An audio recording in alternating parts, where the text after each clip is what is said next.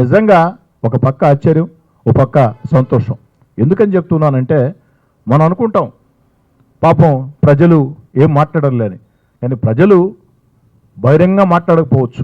ఎందుకంటే మాట్లాడితే కేసులు కాబట్టి, వేధింపులు కాబట్టి మాట్లాడకపోవచ్చు.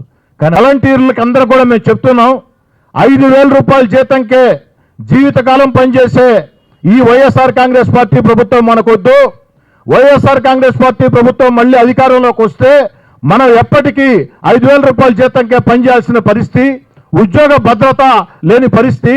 అదే తెలుగుదేశం పార్టీ అధికారంలోకి వస్తే, తెలుగుదేశం జనసేన అధికారంలోకి వస్తే, చంద్రబాబు గారు ముఖ్యమంత్రి అయితే మన అందరూ కూడా ప్రభుత్వ రంగాల్లో ఉద్యోగాలు వస్తాయి. ఆ ఉద్యోగాల్లో వాలంటీర్లు కూడా ఉంటారు, వాలంటీర్లకి మంచి ఉద్యోగాలు వస్తాయి అన్న మాట మేమందరం చెప్తున్నాం సార్ అని చెప్పని. మాట్లాడాల్సిన చోట వాళ్ళ ఇళ్లలో, వాళ్ళ కుటుంబాలతో, వాళ్ళ స్నేహితులతో మాట్లాడుతూ ఉంటారు.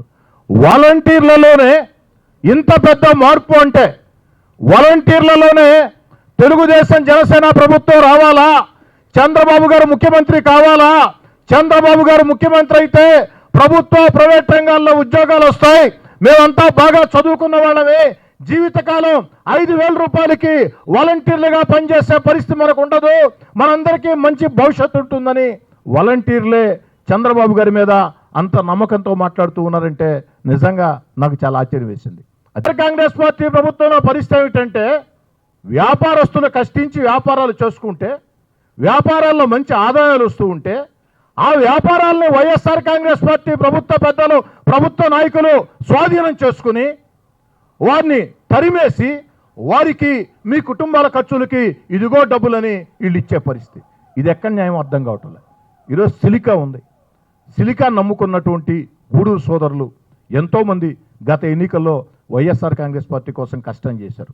ఎన్నికలైన వెంటనే సిలికాని వైఎస్ఆర్ కాంగ్రెస్ పార్టీ పెద్దలు, వైఎస్ఆర్ కాంగ్రెస్ పార్టీ అగ్రనేతలు, వైఎస్ఆర్ కాంగ్రెస్ పార్టీ అధినేత మొత్తం స్వాధీనం చేసుకున్న పరిస్థితి. అదేవిధంగా ఇసుక ఏం జరిగిందో మీకు తెలుసు, ఇసుక ఎవరు చేస్తున్నారో మీకు మొత్తం కూడా తెలుసు. అన్నిటికీ మించి బాధాకరం ఏంటంటే క్వాడ్జ్ అనేది 30 ఏళ్లుగా 40 ఏళ్లుగా క్వాడ్జికి కనీస ధర లేక కొన్ని వందల మంది ఆ క్వాడ్జిని నమ్ముకుని ధర ఉన్నా లేకున్నా ఏదో కుటుంబాల ఖర్చులకు వస్తే చాలని చెప్పని క్వాడ్జి మీద ఆధారపడి జీవించే పరిస్థితుల్లో ఈరోజు అంతర్జాతీయ మార్కెట్లో క్వాడ్జికి దాదాపు 20 రెట్లు 15 రెట్లు ధర పెరిగిన పరిస్థితుల్లో ఆ కుటుంబాలన్నీ కూడా 30 ఏళ్లుగా 40 ఏళ్లుగా మనం కష్టాలు పడ్డాం, ఇబ్బందులు పడ్డాం, దేవుడి దయతో క్వాడ్జికి మంచి రేటు వచ్చింది, మనం బాగా జీవితంలో స్థిరపడచ్చు అనుకుంటే ఆ క్వాడ్జి మైన్లు మొత్తం కూడా స్వాధీనం చేసుకుని ఇష్టారాజ్యంగా క్వాడ్జిని కొల్లగొడుతూ, నిబంధనల విరుద్ధంగా క్వాడ్జిని కొల్లగొడుతూ, వేరే వాళ్ళకి పర్మిట్లున్నా మిమ్మల్ని ఎత్తని మేమే ఎత్తుకోవాలా, మీరు ఎత్తితే ఇదిగో పోలీసులు, ఇదిగో రెవెన్యూ, ఇదిగో మైనింగ్, మేము మాత్రం పర్మిట్లు ఉన్నా లేకుండా ఎత్తుకుని ఆ కుటుంబాల పరిస్థితి ఏమిటంటే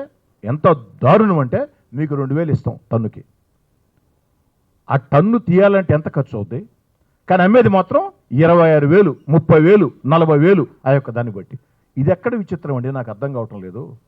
పాత్రికేయ మిత్రులను అడుగుతూ ఉన్నా, ఇదే పరిస్థితి కొనసాగితే మళ్ళీ వైఎస్ఆర్ కాంగ్రెస్ పార్టీ ప్రభుత్వ అధికారంలోకి వస్తే క్వాడ్జి వ్యాపారాల మీద స్వాధీనం చేసుకున్నాం, రేట్లు వచ్చిన తర్వాత క్వాడ్జి ఓనర్లను తరివేశాం, ఇసుక ఏదైతే మేము స్వాధీనం చేసుకొని చేశాం, ప్రజలను ఎత్తినంత భారం వేశాం, ఏదైతే సిలికా మేము స్వాధీనం చేసుకున్నాం, అసలు ఓనర్లను తరివేశాం, అయినా ప్రజలు మాకు ఓటేశారు, ఈసారి మంచి మంచి స్థలాలు ఎక్కడ ఉన్నాయో చూడండి, మంచి మంచి బిల్డింగులు ఎక్కడ ఉన్నాయో చూడండి, ఆ ఓనర్ దగ్గరికి వెళ్ళి 10 రూపాయలు వస్తూనే 2 రూపాయలు ఇస్తాం, రిజిస్ట్రేషన్ చేయాలా, చేయకుంటే ఊరుకో అనే పరిస్థితి వస్తుంది.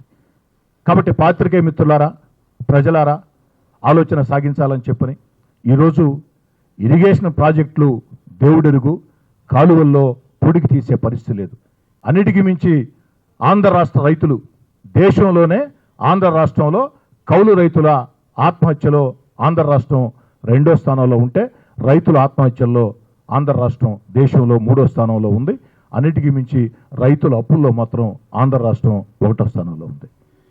కాబట్టి ఈ పరిస్థితుల్లో ప్రజలందరూ ఆలోచించాలని చిట్ట చివరి మాట, ఇటీవల కాలం 4 రోజుల నుంచి చాలామంది వైఎస్ఆర్ కాంగ్రెస్ పార్టీ ఎమ్మెల్యేలు ఎంపీలు మీడియా ముందుకు వచ్చి తమ బాధలు చెప్పుకుంటూ ఉన్నారు, మాట్లాడుతూ ఉన్నారు.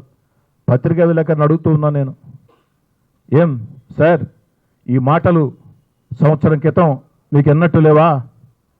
సంవత్సరం క్రితం 16 నెలల అధికారాన్ని వదులుకుని ఇదే కార్యాలయంలో మీ అందరి సాక్షిగా వైఎస్ఆర్ కాంగ్రెస్ పార్టీ ప్రభుత్వ పెద్దల వేధింపులను ఎదుర్కొంటూ పోరాటాలు చేస్తూ వైఎస్ఆర్ కాంగ్రెస్ పార్టీ తీరు గురించి, జగన్ గారి తీరు గురించి, సలహాదారుడు సజ్జల రామకృష్ణారెడ్డి తీరు గురించి ఇదే కార్యాలయంలో చాలాసార్లు మాట్లాడుకున్నాం సార్. పోరాటాల సందర్భంగా, కార్యకర్తల సమావేశాల్లో, విలేకరుల సమావేశాల్లో. ఏడాది క్రితం గత జనవరిలో నేను ఏమి చెప్పానో ఈరోజు నెల రోజులుగా అనేక మంది ఎమ్మెల్యేలు, అనేక మంది ఎంపీలు అదే మాటలు చెప్తూ ఉన్నారు సార్.